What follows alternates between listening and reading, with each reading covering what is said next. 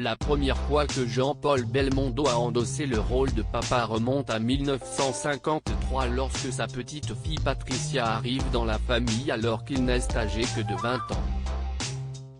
Mariée à Élodie Constantin depuis 1952, Bébel devient par la suite père d'une deuxième fille prénommée Florence, née en 1960, puis d'un garçon appelé Paul, né en 1963.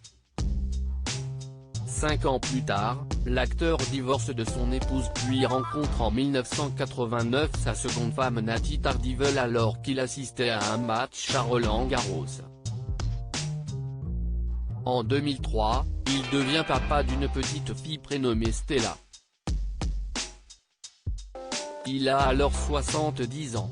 J'ai eu plutôt un papa très cool interviewé lors du documentaire Belmondo l'influenceur diffusé sur Paris Première en novembre 2020. Stella Belmondo a livré de précieuses confidences sur son enfance avec l'acteur, notamment sur l'éducation qu'elle a reçue avec le Magnifique. Je sais que mon père n'a pas été pareil avec mes frères et sœurs avant.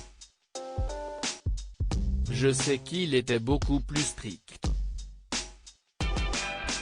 Mais moi, je suis arrivé en dernier donc j'ai eu plutôt un papa très cool et très gentil, qui n'est pas très autoritaire indiquait la jeune femme.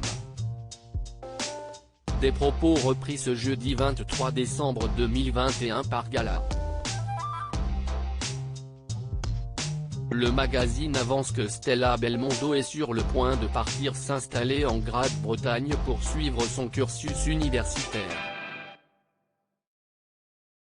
Très admirative de son regretté papa, décédé le 6 septembre 2021 à l'âge de 88 ans, la jeune femme âgée de 18 ans a également révélé les nombreuses qualités de l'acteur en tant que papa.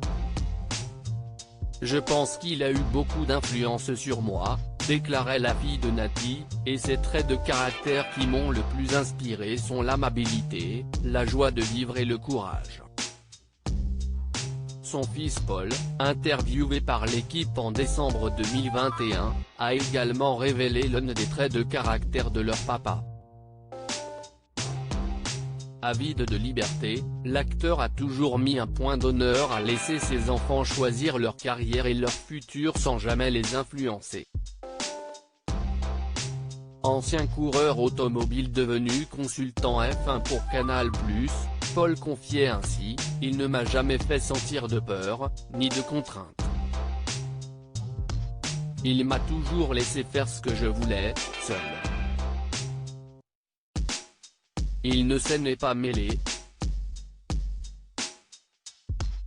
Et surtout il préférait me laisser me débrouiller. »